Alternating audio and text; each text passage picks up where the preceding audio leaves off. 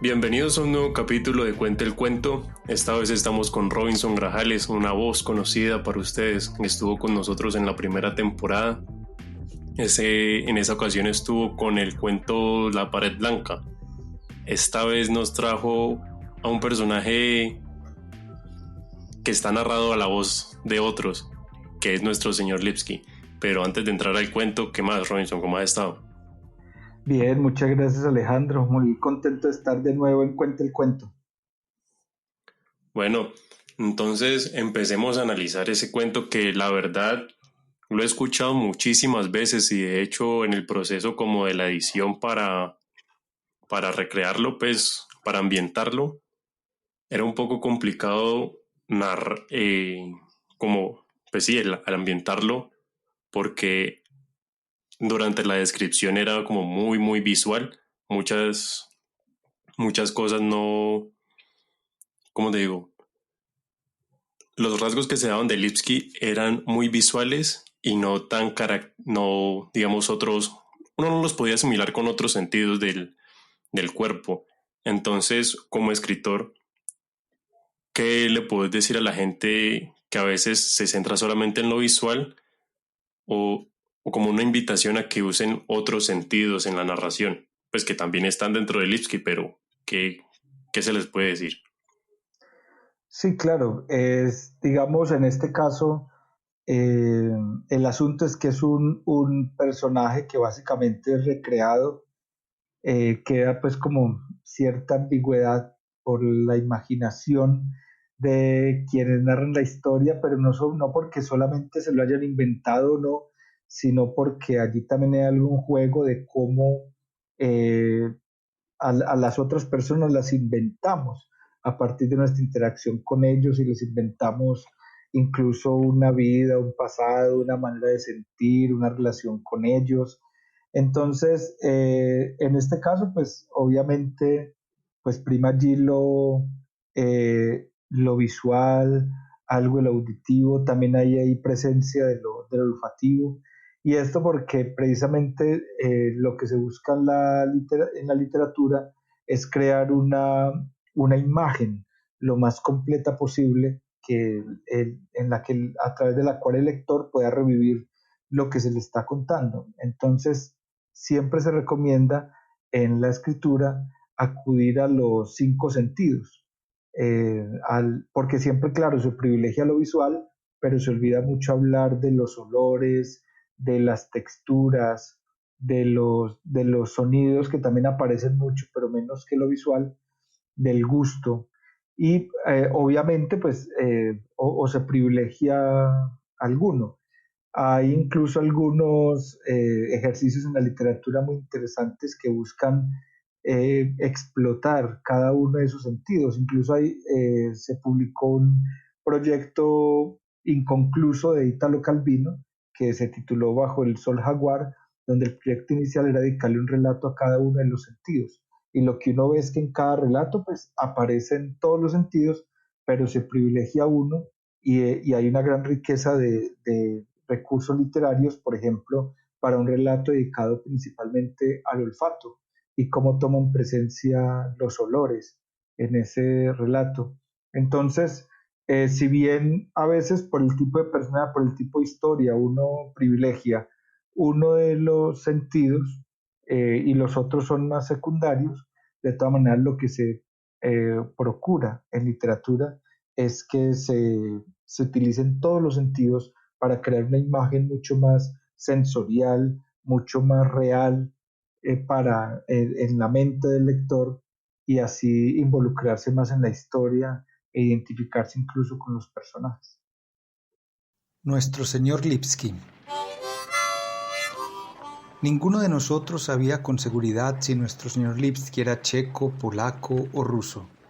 Sí teníamos certeza de su sordera absoluta, a pesar de los audífonos, debido al aspecto de pájaro o halicón que trata de ubicar el origen de cualquier ruido. También por las reacciones siempre a destiempo, después de tomarse un momento para adivinar los acontecimientos del entorno. Sin embargo, casi siempre respondía de manera atinada a sus interlocutores, ya fuera una pregunta, un contraargumento o una orden. Lo hacía gracias al don de leer los labios y a su capacidad de observación acompañada de un alcance de mira propio de aves rapaces. Su habilidad era todavía más admirable teniendo en cuenta el aprendizaje tardío del español.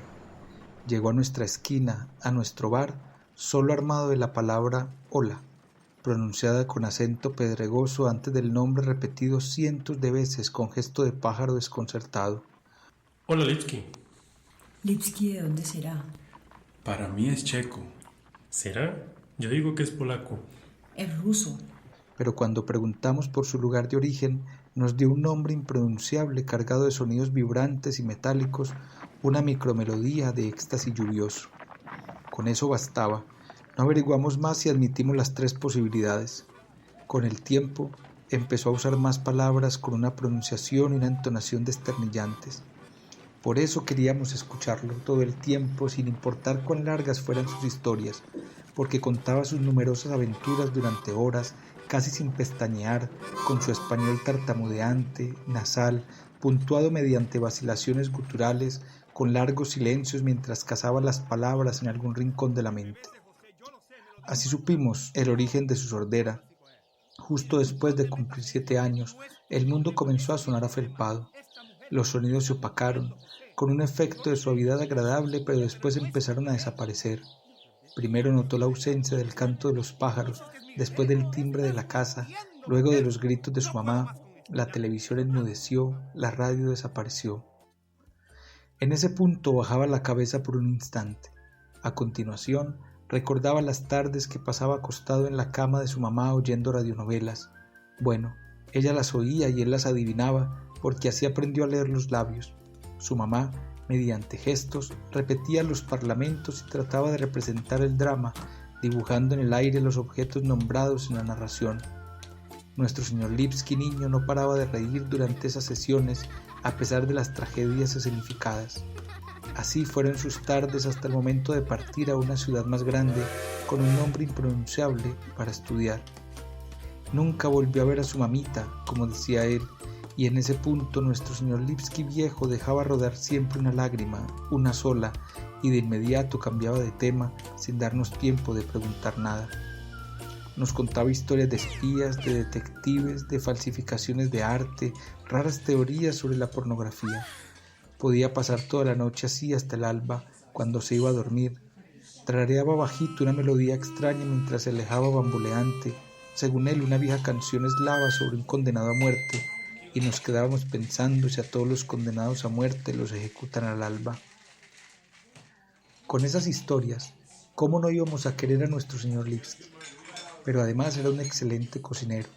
Cada tanto se aparecía en nuestra esquina, en nuestro bar, con berenjenas asadas, falafel o tortilla española en las ocasiones especiales y otros platos con nombres como trabalenguas con aromas de otros mares y otras tierras. Casi podíamos saborear la arena del desierto, la espuma marina, el pasto alpino, las rocas volcánicas aztecas a través de sus comidas. Pero no solo eso. Cuando el licor atacaba a traición, doblegando nuestras cabezas hasta golpearlas contra la madera de la barra o el granito de la acera, nuestro señor Lipski nos palmeaba la espalda. Por todo eso lo amábamos. Nunca habló de sus amores, no parecía querer a nadie.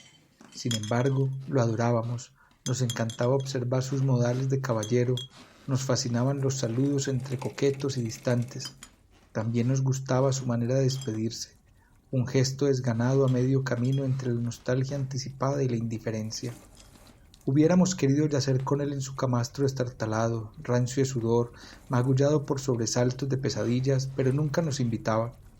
Su apatía hacía más sublime nuestro amor por ese viejo asexual, acarnal, de aspecto parecido a la madera.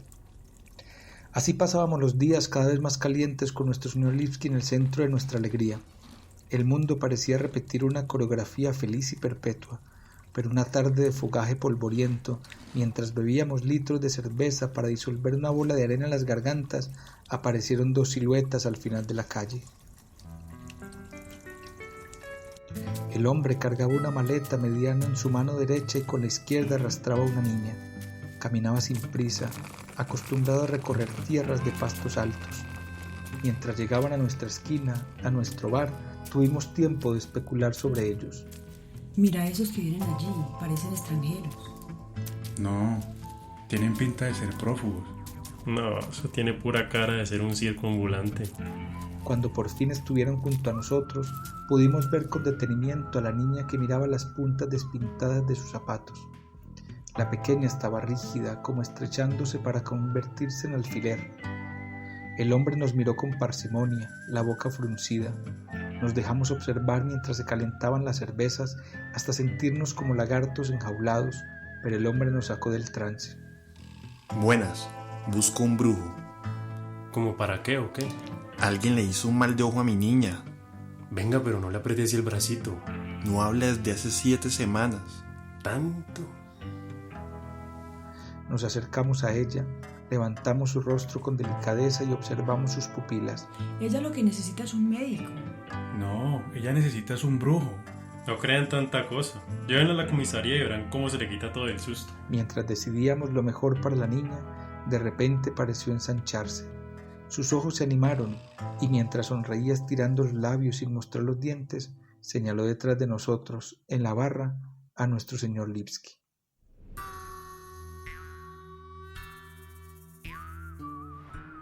El aire se condensó. Nos quedamos a la espera de algún pensamiento, pero ninguno acudió. Nuestro señor Lipski miraba expectante, cabeceando como un pájaro, pero no movimos los labios porque estábamos atentos a la reacción del hombre. Su expresión pasó de la sorpresa a la alegría, luego a la curiosidad, después a la ira y por último al terror. Todo eso mientras veía dónde apuntaba el gesto de la niña. Nuestro señor Lipski sonrió. De inmediato, el hombre jaló con brusquedad a la pequeña y se marchó despacio, como caminando entre pastos altos por el centro de la calle. Aquella velada nuestro señor Lipski no narró ninguna historia. Se retiró más temprano de lo habitual con paso presuroso, como si huyera de nosotros. Cuando nos desmayamos de la borrachera al borde del alba, nadie nos palmeó la espalda, nadie nos recordó el destino de los condenados a muerte. Al despertar, se instaló en nuestros pechos la certeza del desamor. Nuestro señor Lipski no nos amaba porque su cuerpo estaba impregnado de la viscosidad inane de las niñas. De alguna manera se habían conocido, en un hueco oscuro o sobre el pasto húmedo o entre las sábanas amarillentas, y en ese encuentro de la potencia divina con la fragilidad humana, él quedó contaminado con la esterilidad de la niña y a ella se le extraviaron las palabras. En los días siguientes a ese episodio, la apariencia de nuestro señor Lipski se transformó. Lo veíamos encorvado, caminaba más despacio, sus ojos adquirieron una acuosidad excesiva, su pelo desgreñado dejaba al descubierto las manchas de su cráneo, algunas con pequeñas costras. Además, empezó a comportarse de manera desagradable. Se hurgaba la nariz todo el tiempo y a veces, cuando creía no ser visto, se comía los mocos. Tosía y soltaba sus gargajos en cualquier rincón, masticaba con mucho ruido mostrando la boca andrajosa, su ropa olía siempre a orín. Así, ¿cómo no asquearse de nuestro señor Lipski? También se volvió gruñón, se alteraba por nimiedades como ver una cucaracha cruzando un estante, rabiaba porque el maní estaba demasiado salado o dejaba de contar una historia porque, mientras lo hacía, echábamos una mirada a la calle para ver si llegaría la lluvia por fin. Cada vez se esforzaba menos por hablar bien español, por lo cual era difícil seguir sus relatos, sobre todo cuando bajaba la voz a propósito y se abstraía como si se contara la historia a sí mismo. Con esa actitud, ¿cómo no impacientarse con nuestro señor Lipski? A mí me pareció que es un tipo asqueroso. No, si es un viejo todo encantador. Es solo un viejo. A la par de aquella transformación, nuestra esquina, nuestro bar, empezó a perder su luz característica. Todo parecía sombrío incluso con el sol de las 3 de la tarde quemándonos de frente. Las paredes se descascararon. Ya no podíamos estar mucho tiempo bebiendo sin salir a respirar para no ahogarnos en los vapores de ese cuerpo en descomposición, en cuyo vientre nosotros también empezábamos a pudrirnos. Nuestro señor Lipski venía cada vez menos y cada visita renovaba el hedor de nuestro refugio con la corrupción de su cuerpo, ya evidente, así como la de su pensamiento, porque sus historias, esporádicas ahora y con silencios insoportables entre frase y frase, eran incoherentes. No producían imágenes de otros paisajes, de otros sabores, de otras vidas deseadas. Poco a poco, aún sin su presencia, la tristeza se apoderaba de nuestras veladas. Nos había transmitido un germen devorador de nuestra alegría. Los olores desagradables de nuestros cuerpos se intensificaron. De esa manera, ¿cómo no odiar a nuestro señor Lipski? Debíamos hacer algo para detener aquella decadencia progresiva. En medio de la amenaza de vacío, del miedo a desintegrarnos, recordamos los proverbios sabios de nuestras abuelas. Si el universo se enferma, es necesario desparasitarlo. Deberíamos tirar ese viejo al río con una piedra amarrada al cuello para que no flote. Sí, esa carne vieja le debe gustar a los perros. Peguémosle un tiro en la plaza y que los buitres se lo coman. Aceptamos las 3 opciones y nos dispusimos a ejecutarlas. No obstante, había cierta indecisión en nuestros corazones. La inquietud duró muchos días. Caminábamos de un lado a otro con sogas, cuchillos y revólveres, los poníamos sobre la barra para tomar un trago y los recogíamos, tratando de convencernos del carácter imperativo de nuestra decisión, pero al mismo tiempo con el deseo de no ver a nuestro señor Lipski en nuestra esquina, en nuestro bar, y no ser el instrumento que cumpliera su destino. Pasó un mes sin sus visitas. Al principio nos preocupamos, temíamos su muerte a causa de la decrepitud. Tal vez ya se habría convertido en polvo y no podríamos llevar a cabo nuestro cometido. Al final, aquella posibilidad nos enfureció y bebimos tragos dobles durante nuestra última velada a la espera de nuestro señor Lipski.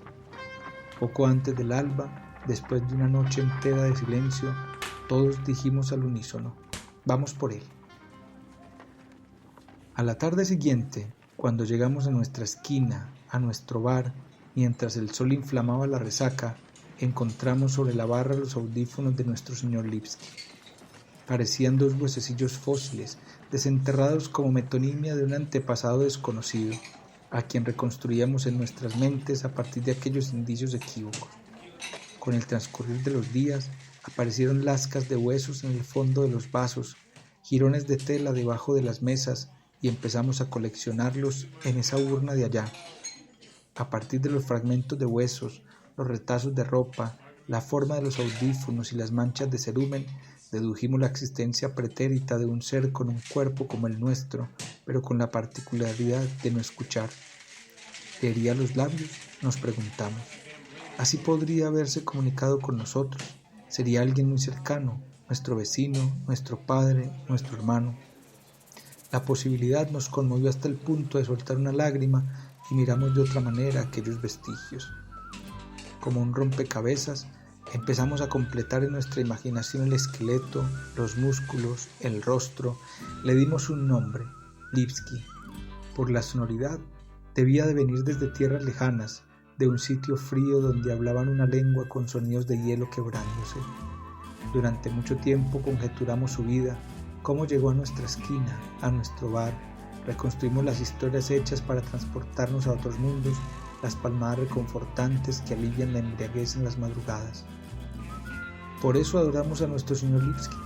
Por eso tenemos colgados los audífonos en ese rincón junto a la urna, rodeados de flores siempre frescas.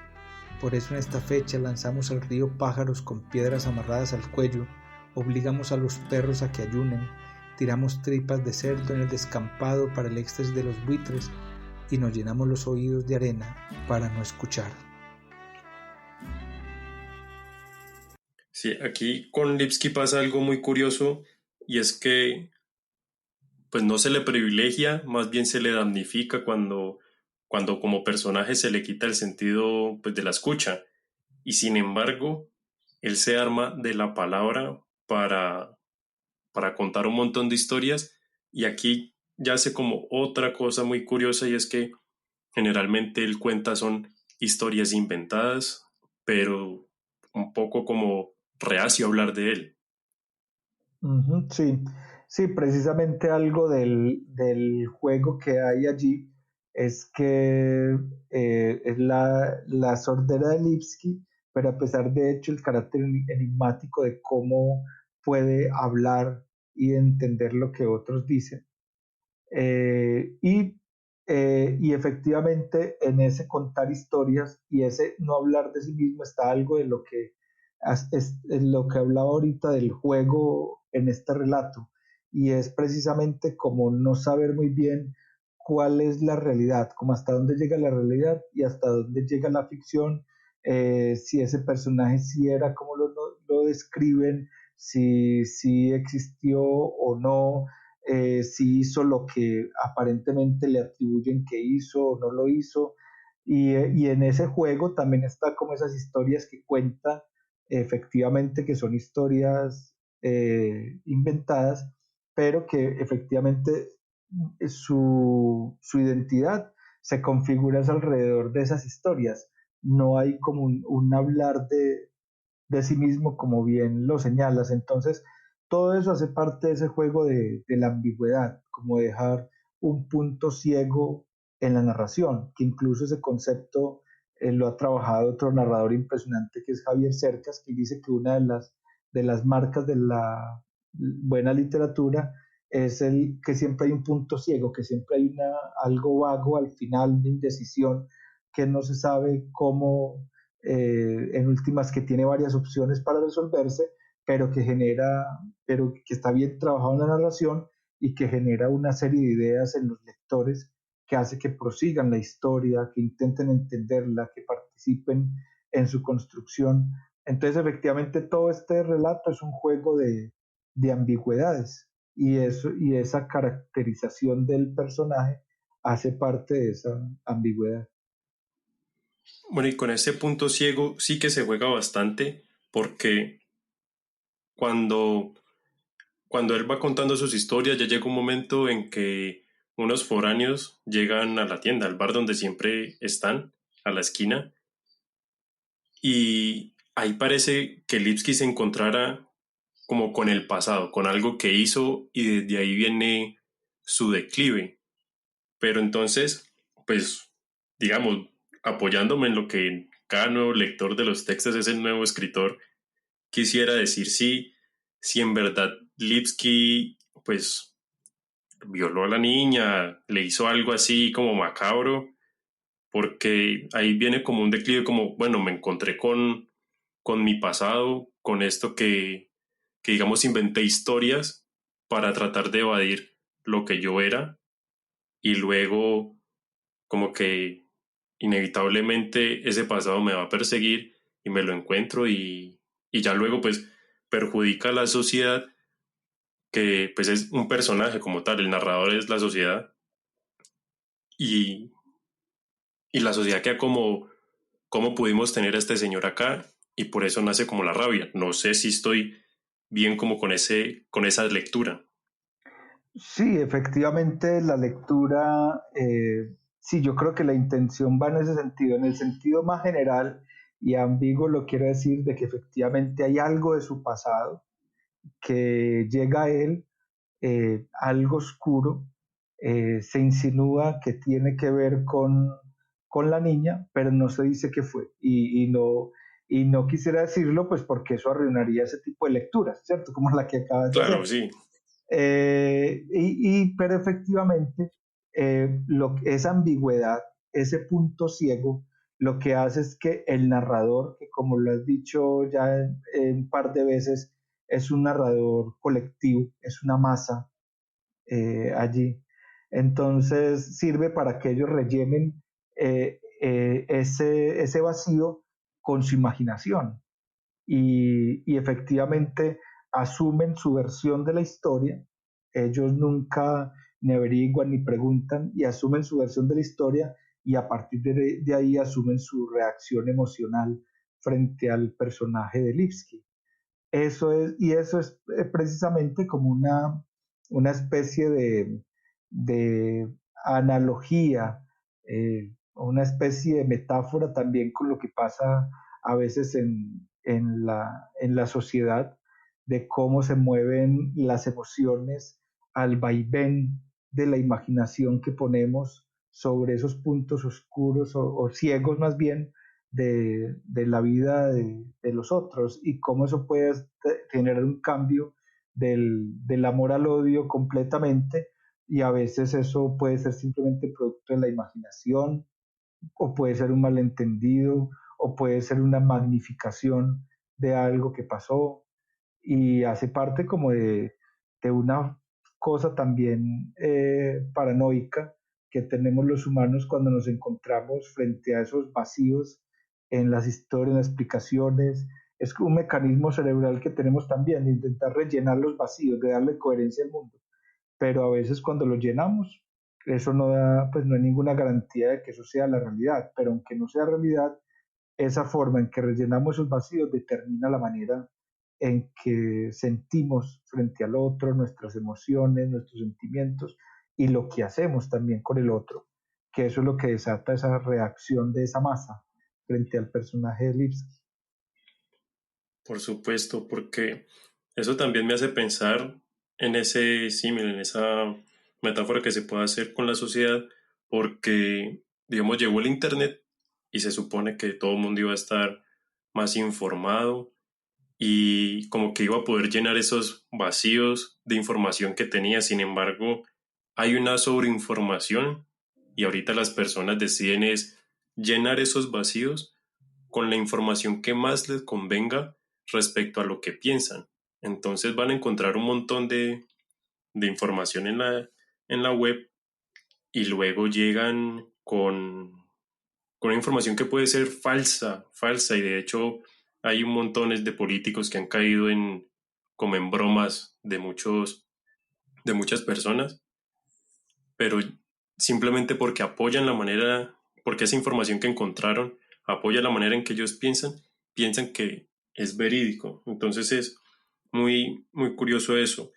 Y, y también quisiera hablar del final, porque el final me parece que es lo que más refleja la sociedad que dice, a pesar de todo, nos echamos en los oídos para no escuchar, como, como queriendo olvidar, pero simplemente dejándolo por allá, no, en vez de poder superar las cosas. Uh-huh. Sí, sí, quisiera referirme primero a lo que decías en el inicio sobre este asunto de que, claro, creíamos que la gente iba a estar más informada, que íbamos a tener un mundo más objetivo, de decisiones mucho más críticas, conscientes, pero no ha pasado porque simplemente la información llega en otro paquete, pero no hemos podido, digamos, superar algo que hace parte de nuestra manera humana de ser, y es que tendemos a privilegiar aquella información que se acomoda más a nuestra manera de ver el mundo. Y sobre todo cuando esa manera de ver el mundo está asociada a experiencias personales que fueron significativas, que han sido transmitidas por personas a las cuales valoramos, a las cuales adjudicamos mucho prestigio. Entonces, el que haya mucha información no necesariamente quiere decir que desaparezcan los prejuicios, porque lo que hace la gente, como lo señalabas bien, es precisamente tomar aquello que alimenta sus prejuicios. Y no solamente eso, sino que a la gente le causa mucha satisfacción sentirse parte de un grupo, de estar como incluidos en una especie de masa, y entonces lo que hacen es tomar toda la información o seguir a aquellos que confirman su pertenencia a ese grupo, a esa masa, y se convierten totalmente repelentes o refractarios a cualquier otro tipo de visión del mundo.